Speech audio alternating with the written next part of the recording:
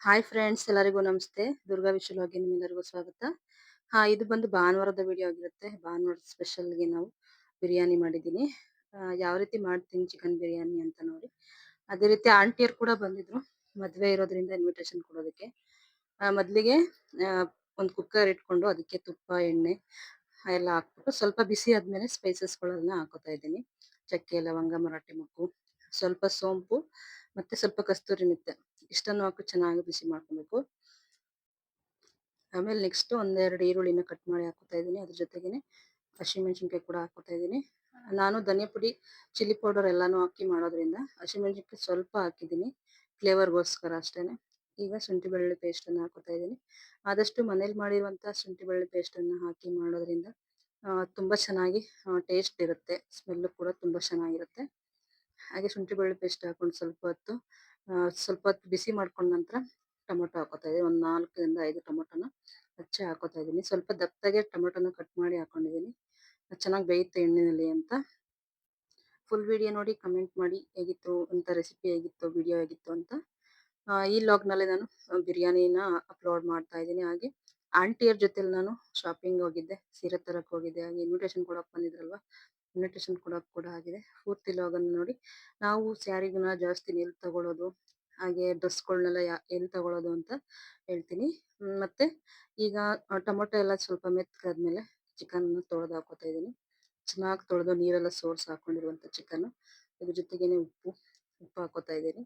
Chicken ಚೆನ್ನಾಗಿ ಉಪ್ಪು ಹಿಡಿಬೇಕು ಅಂದ್ರೆ ಉಪ್ಪು ಹಾಕೊಳ್ಬೇಕು. ನಾನು ಒಂದೇ ಸರಿ ಮಸಾಲೆ ಹಾಕ್ತಾ ಇದ್ದೀನಿ, ಚೆನ್ನಾಗಿ ಬೇಯ್ಕೊಳ್ಳಿ ಚಿಕನ್ನು ಅಂತ ಅಂದ್ಬಿಟ್ಟು. ಕೆಲವರು ಚಿಕನ್ ಬೆಂದಾದ್ಮೇಲೆ ಹಾಕೋತಾರೆ. ನಾನಿಲ್ಲಿ ಬಿರಿಯಾನಿ ಪೇಸ್ಟನ್ನು ಹಾಕ್ತಾ ಇದ್ದೀನಿ. ಬಿರಿಯಾನಿ ಮಾಡ್ತಿರೋದ್ರಿಂದ ಬಿರಿಯಾನಿ ಪೇಸ್ಟ್ ಹಾಕ್ತಾ ಇದ್ದೀನಿ. ತೇಜು ಬಿರಿಯಾನಿ ಪೇಸ್ಟ್ ತುಂಬ ಚೆನ್ನಾಗಿ ಟೇಸ್ಟ್ ಆಗಿರುತ್ತೆ. ಅದ್ರ ಜೊತೆಗೇನೆ ಸ್ವಲ್ಪ ಮೊಸರು ಹಾಕ್ತಾ ಇದ್ದೀನಿ. ಹಾಗೆ ಅರಿಶಿನ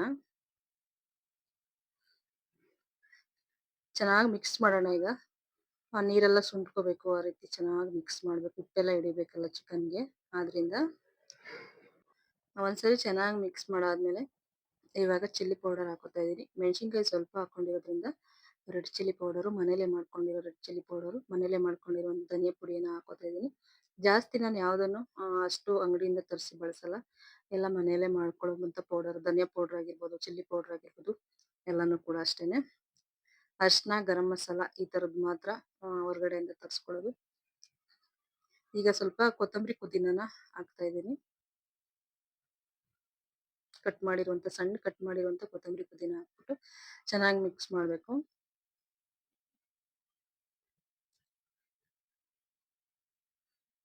ಅಷ್ಟರಲ್ಲಿ ಪಕ್ಕದ ಒಲೆ ಗ್ಯಾಸ್ ಹಚ್ಕೊಂಡು ನೀರನ್ನ ಕಾಯೋದಕ್ಕೆ ಕೂಡ ಇಟ್ಕೊಂಡಿದ್ದೀನಿ. ಈ ರೀತಿ ಬಿಸಿನೀರು ಕಾಯಿಸಿ ಹಾಕೋದ್ರಿಂದ ಅನ್ನ ತುಂಬ ಚೆನ್ನಾಗಿ ದಮ್ ಕಟ್ಟುತ್ತೆ, ಮತ್ತೆ ಚೆನ್ನಾಗಿ ಬೇಯುತ್ತೆ ಕೂಡ ಅಕ್ಕಿ. ಮುಳ್ಳಕ್ಕಿ ಆ ಥರದ್ದೆಲ್ಲ ಆಗಲ್ಲ. ಬಾತ್ ಮಾಡಿದ್ರು ಅಷ್ಟೇನೆ ಬಿಸಿನೀರನ್ನ ಕಾಯಕ್ಕೆ ಇಟ್ಕೊಡ್ತೀವಿ ಒಂದು ಒಲೆಯಲ್ಲಿ. ಚಿಕನ್ನು ಚೆನ್ನಾಗಿ ಬೇಯಬೇಕು.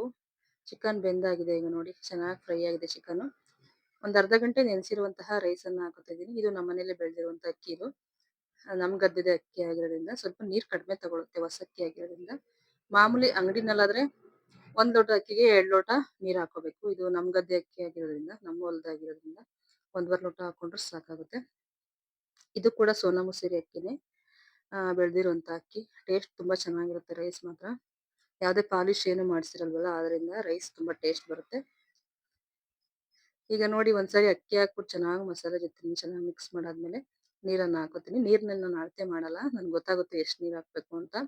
ಕಣ್ಣಳತೆ ಕೈ ಅಳತೆ ಮೇಲೆ ಹಾಕೋಬಿಡ್ತೀನಿ. ನಮಗೆ ಸ್ವಲ್ಪ ಜಾಸ್ತಿ ಅಗಗಳಷ್ಟಿದ್ರೆ ತಿನ್ನೋದಕ್ಕಾಗಲ್ಲ, ಮಕ್ಳಿಗೆಲ್ಲ ಅಷ್ಟೇನೆ. ಹಾಗೆ ಈಗ ರೈಸು ಏನಾಗುತ್ತೆ ಅಂದ್ರೆ ಬೇಸಿಗೆನಲ್ಲಿ ಮಡಗೋದ್ರಿಂದ ಸ್ವಲ್ಪ ಗಟ್ಟಿ ಆಗ್ಬಿಡುತ್ತೆ ಅನ್ನ. ಆದ್ರಿಂದ ಸ್ವಲ್ಪ ಜಾಸ್ತಿ ಹಾಕೋತೀನಿ. ಈಗ ಲಾಸ್ಟಲ್ಲಿ ಉಪ್ಪು ಖಾರನೆಲ್ಲ ನೋಡ್ಕೋಬೇಕು. ಬೇಕು ಅಂದ್ರೆ ಇನ್ನು ಸ್ವಲ್ಪ ಉಪ್ಪು, ಸ್ವಲ್ಪ ಚಿಲ್ಲಿ ಪೌಡರ್ನೆಲ್ಲ ಆ್ಯಡ್ ಮಾಡ್ಕೊಂಡ್ರೆ ಪರ್ಫೆಕ್ಟ್ ಆಗುತ್ತೆ. ಮೊದಲೇ ಒಂದ್ಸರಿ ಉಪ್ಪು ಹಾಕಿದ್ದೆ, ಇನ್ನೊಂದ್ಸರಿ ನೋಡ್ಕೊಂಡು ಉಪ್ಪು ಹಾಕೋತಾ ಇದ್ದೀನಿ. ಈಗ ನಿಟ್ ಕ್ಲೋಸ್ ಮಾಡಿ ಒಂದು ವಿಸಲ್ ಕೂಗಿಸ್ಕೊಂಡ್ರೆ ಸಾಕು. ಬಿಸಿ ಬಿಸಿಯಾಗಿರುವಂತಹ ಚಿಕನ್ ಬಿರಿಯಾನಿ ರೆಡಿ ಆಗುತ್ತೆ. ತುಂಬಾನೇ ಚೆನ್ನಾಗಾಗಿತ್ತು ರೈಸ್ ಅಂತೂ ಟೇಸ್ಟಾಗಿ. ಇದ್ರ ಜೊತೆಗೆ ಮೊಸರು ಬಜ್ಜಿ ಮತ್ತೆ ಫ್ರೈ, ಚಿಕನ್ ಫ್ರೈ ಎಲ್ಲ ಸೂಪರ್ ಕಾಂಬಿನೇಷನ್, ತುಂಬಾನೇ ಚೆನ್ನಾಗಿರುತ್ತೆ. ನೋಡಿ ಯಾವ ರೀತಿ ಆಗಿದೆ ಅಂತ. ಯಾವಾಗ ಕುಕ್ಕರಲ್ಲೇ ಮಾಡ್ಕೊಬಿಡ್ತೀನಿ ಜಾಸ್ತಿ ನಾನೇ. ಅಕ್ಕಿ ದಪ್ಪನೂ ಆಗಿಲ್ಲ, ಸಣ್ಣನೂ ಆಗಿಲ್ಲ, ಅಷ್ಟು ಚೆನ್ನಾಗಿದೆ. ತುಂಬಾನೇ ಚೆನ್ನಾಗಾಗಿದೆ ಬಿರಿಯಾನಿ ಹೇಳ್ಬೇಕು ಅಂತಂದ್ರೆ. ಬಿರಿಯಾನಿ ಮಾಡ್ಕೊಂಡು ಬಿರಿಯಾನಿ ಜೊತೆ ಫ್ರೈ ಕೂಡ ಮಾಡ್ಕೊಂಡಿದ್ದೆ. ಬರೀ ಅನ್ನ ತಿನ್ನೋದಕ್ಕಾಗಲ್ಲ. ಫ್ರೈ ಇಲ್ಲ ಮೊಸರು ಬಜ್ಜಿ ಇರಬೇಕು. ನಾವು ಯಾವಾಗ್ಲೂ ಈ ರೀತಿ ಫ್ರೈ ಮಾಡ್ಕೊಂಡ್ಬಿಡ್ತೀವಿ. ನಾಷ್ಟ ಎಲ್ಲ ಮಾಡ್ಕೊಂಡಾದ್ಮೇಲೆ ಆಂಟಿಯರ್ ಜೊತೆ ಕಾರಲ್ಲಿ ಹೋಗ್ತಾ ಇದೀವಿ. ಒಂದು ಸೀರೆ ತಗೋಬೇಕು ಅಂತ ಹೇಳಿದ್ರು.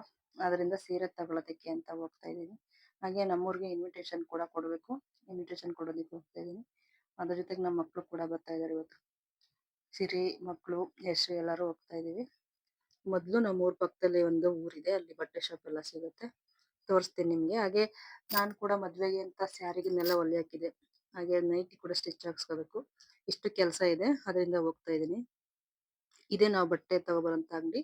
ಬಟ್ಟೆ ಅಂಗಡಿಯವ್ರದೇನೆ ಪಾರ್ಲರ್ ಕೂಡ ಇದೆ. ನಾನು ಜಾಸ್ತಿ ಇಲ್ಲಿಗೆ ಬರೋದು. ಹಾಗೆ ಈ ಲೆಫ್ಟ್ ಸೈಡ್ ಬಂದ್ರೆ ಇಲ್ಲೇ ಸ್ಟಿಚ್ ಮಾಡ್ತಾರೆ. ಗಂಡ ಹೆಂಡತಿ ಇಬ್ರು ಬಟ್ಟೆ ಸ್ಟಿಚ್ ಮಾಡ್ತಾರೆ. ನೈಟಿ ಕೊಟ್ಟಿದ್ದೀನಿ ಸ್ಟಿಚ್ ಮಾಡಿಸ್ಕೊಳಕ್ಕೆ. ಒಂದೆರಡು ಮೂರು ನೈಟಿ ತಗೊಂಡಿದ್ದೆ. ಮದ್ವೆಗೆ ಅಂತಾನೆ ನೈಟಿ ತಗೊಂಡಿದ್ದೆ. ಶೆಕೆಯಲ್ಲಿ ಇವಾಗ ಸ್ವಲ್ಪ ಮೆತ್ತಗಿರೋಂಥ ನೈಟಿ ಆದ್ರೆ ಹಾಕೋಬಹುದು. ಮದ್ವೆಲಿ ನಾವು ಡ್ರೆಸ್ ಹಾಕೊಂಡು ಸ್ಯಾರಿ ಹಾಕೊಂಡು ಜಾಸ್ತಿ ಇರಲ್ಲ. ನೈಟಿ ಹಾಕೊಂಡು ಜಾಸ್ತಿ ಕೆಲಸ ಆಗೋದು ಮನೆಯಲ್ಲಿ ಹೆಣ್ಮಕ್ಳುಗಳು. ಆದ್ರಿಂದ ಸ್ವಲ್ಪ ನೈಟಿನೇ ತಗೋಬಿಟ್ಟಿದೀನಿ. ನೈಟಿ ತಗೊಂಡೆ ಆಗ್ಲೇ ಒಂದ್ 2 ವರ್ಷ ಆಗ್ಬಿಟ್ಟಿತ್ತು. ನಾನು ಹಳೆ ನೈಟಿನೇ ಹಾಕೋತಾ ಇದ್ದೆ. ಹೊಸ ನೈಟಿ ತಗೋಬಿಟ್ಟಿದೀನಿ. ಗಂಡ ಹೆಂಡತಿ ಇಬ್ರು ಸ್ಟಿಚ್ ಹಾಕ್ತಾ ಇದಾರೆ. ಹಾಗೆ ಆಂಟಿಯರು ಒಂದು ಸ್ಯಾರಿ ತಗೋಬೇಕು ಅಂತ ಅಂದ್ರು. ಇವ್ರ ಕೈ ಸ್ಟಿಚ್ ಹಾಕ್ಸ್ತಾ ಇರಿ ಅಂತ ಕೊಟ್ಬಿಟ್ಟು ಸ್ಯಾರಿ ತಗೊಳಕ್ಕೆ ಅಂತ ಹೋಗ್ತಾ ಇದೀವಿ. ಇದು ಈ ಸ್ಯಾರಿ ಹಳದಿ ಕಲರ್ ಸ್ಯಾರಿ ತಗೊಳ್ತಾ ಇದೀವಿ ಒಂದು. ಅಂದ್ರೆ ಆಂಟಿಗೆ ಯಾರಿಗೋ ರಿಲೇಷನ್ ಅವ್ರಿಗೆ ಕೊಡ್ಬೇಕು ಅಂತ ಅಂದ್ರು. ಇನ್ವಿಟೇಷನ್ ಜೊತೆ ಕೊಡ್ಬೇಕು ಒಂದೇ ಒಂದ್ ಸೀರೆನ ಅಂತ ಅಂದ್ಬಿಟ್ಟು ತಗೋತಾ ಇದಾರೆ. ಇದನ್ನು ಸೆಲೆಕ್ಟ್ ಮಾಡಿದ್ವಿ. ಫೈನಲಿ ಸ್ಕೈ ಬ್ಲೂ ಎತ್ಕೊಂಡ್ವಿ. ಸ್ವಲ್ಪ ಬ್ಲಾಕ್ ಇರೋದ್ರಿಂದ ಕಲರ್ ಸ್ವಲ್ಪ ಚೆನ್ನಾಗಿದ್ರೆ ಚೆನ್ನಾಗಿ ಕಾಣುತ್ತೆ. ಸ್ವಲ್ಪ ಬ್ಲಾಕ್ ಇರೋದ್ರಿಂದ ಅವ್ರಿಗೆ ಚೆನ್ನಾಗಿ ಕಾಣಲ್ಲ ಅಂದ್ಬಿಟ್ಟು ಸ್ವಲ್ಪ ಹಳದಿ ತಗೊಂಡ್ರಿ. ಈ ಸೀರೆ ಏನಂದ್ರೆ ಹಳದಿ ಶಾಸ್ತ್ರಕ್ಕೆಲ್ಲ ತುಂಬಾ ಚೆನ್ನಾಗಿ ಒಪ್ಪುತ್ತೆ. ಹಂಗೆ ನಾನೊಂದು ತಗೊಬಿಡ್ಬೇಕಾಯ್ತು ಅಂತ ಅನ್ಕೊಂಡಿದ್ದೆ. ಆದ್ರೆ ಬೇಡ ಅಂದ್ಬಿಟ್ಟು ಸುಮ್ನೆ ಬಂದೆ. 450 ಹೇಳಿದ್ರು. 400 ರೂಪಾಯಿ ಕೊಟ್ವಿ. ಜಾಸ್ತಿ ಹೇಳ್ತಾರೆ ಅನ್ಕೊಂಡಿದ್ವಿ. ಇವಾಗೆಲ್ಲ ಸ್ಮೂತ್ ಆಗಿ ತುಂಬಾ ಚೆನ್ನಾಗಿ ಬಂದಿದೆ ಸೀರೆ ಎಲ್ಲಾನುವೆ. ಯುಕ್ತ ಫ್ಯಾಷನ್ ಅಂತ ದೊಡ್ಡಿನಲ್ಲಿ ಇರೋದು ನಮ್ಮೂರ್ ಪಕ್ಕದಲ್ಲೇನೆ. ಇಲ್ಲಿ ತುಂಬಾ ಚೆನ್ನಾಗಿ ಸಿಗುತ್ತೆ ಬಟ್ಟೆ ಎಲ್ಲ. ಅಂದ್ರೆ ನಾವು ಕೊಡೋ ದುಡ್ಡಿಗಿಂತ ಕ್ವಾಲಿಟಿ ತುಂಬಾ ಚೆನ್ನಾಗಿದೆ. ನಾನ್ ಜಾಸ್ತಿ ಸ್ಯಾರಿಗಳು ಮತ್ತೆ ಡ್ರೆಸ್ಗಳೆಲ್ಲ ಜಾಸ್ತಿ ಇಲ್ಲೇನೆ ತಗೊಳ್ಳೋದು. ತುಂಬಾ ಚೆನ್ನಾಗಿದೆ. ಮಕ್ಕಳು ಬಟ್ಟೆ ಇವನ್ನೆಲ್ಲ ಜಾಸ್ತಿ ಇಲ್ಲೇನೆ ತಗೊಳ್ಳೋದು. ಬೇರೆ ಎಲ್ಲೂ ಹೋಗಲ್ಲ ನಾನು. ನಮ್ಮೂರ್ ಹತ್ರ ಇರೋದ್ರಿಂದ ಇಲ್ಲೇ ಬರ್ತೀನಿ. ಇವರು ಚೆನ್ನಾಗಿರುವಂತ ಹೊಸ ಡಿಸೈನ್ ಎಲ್ಲ ತರ್ತಾರೆ. ಬ್ಲೌಸ್ ಪೀಸ್ ಎಲ್ಲ ಇಲ್ಲೇ ತಗೊಂಡಿದ್ದೆ. ಈ ಸ್ಯಾರಿ ನೋಡಿದ್ವಿ. ಇದು ಸೂಟ್ ಆಗಲ್ಲ ಅಂದ್ಬಿಟ್ಟು ತಗೊಂಡ್ವಿ. ಪ್ರತಿಯೊಂದು ಸಿಗುತ್ತೆ ಇವ್ರ ಅಂಗಡಿಲಿ. ಸ್ಯಾರಿಗಳು ಅಷ್ಟೇ ತುಂಬಾ ಚೆನ್ನಾಗಿರುತ್ತೆ. ಹೊಸ ಬ್ರಾಂಡೆಡ್ ಸ್ಯಾರಿಗಳು. 100 ರೂಪಾಯಿ ಸ್ಯಾರಿಯಿಂದ ಕೂಡ ಸಿಗುತ್ತೆ ಇಲ್ಲಿ. ಅಂಗಡಿ ಅಂತೂ ತುಂಬಾ ಚೆನ್ನಾಗಿದೆ ಮಾತ್ರ.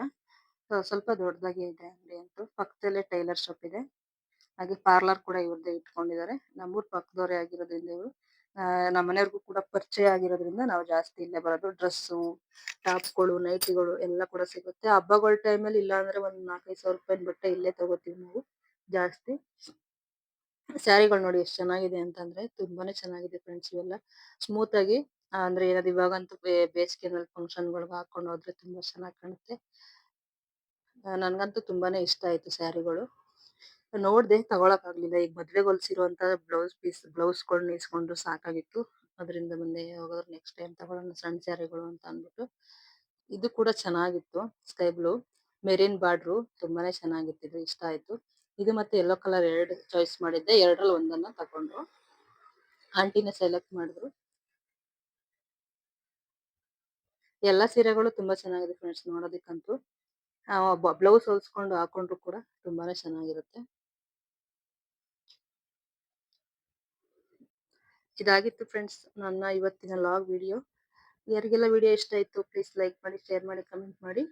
Thank you so much. Video ನೋಡಿದ್ದಕ್ಕೆ ಧನ್ಯವಾದಗಳು. ಇದೇ ರೀತಿ ವಿಡಿಯೋ ನೋಡಿ ಸಪೋರ್ಟ್ ಮಾಡಿ. ಲಾಸ್ಟ್ ವರೆಗೂ ವಿಡಿಯೋ ನೋಡಿ, ಲೈಕ್ ಮಾಡಿ, ಹೈಪ್ ಮಾಡಿ. ಹಾಗೆ ಹೊಸಬ್ರು ಯಾರಾದ್ರೂ ನೋಡ್ತಿದ್ರೆ ಚಾನಲ್ ಅನ್ನ ಸಬ್ಸ್ಕ್ರೈಬ್ ಮಾಡಿ. ಸಬ್ಸ್ಕ್ರೈಬ್ ಮಾಡ್ಬಿಟ್ಟು ಬೆಲ್ ಐಕನ್ ಕೂಡ ಪ್ರೆಸ್ ಮಾಡ್ಕೊಳ್ಳೋದ್ರಿಂದ ನಾವು ಹಾಕುವಂತ ಹೊಸ ವಿಡಿಯೋಸ್ ಎಲ್ಲ ರೀಚ್ ಆಗುತ್ತೆ ನಿಮ್ಗೆ.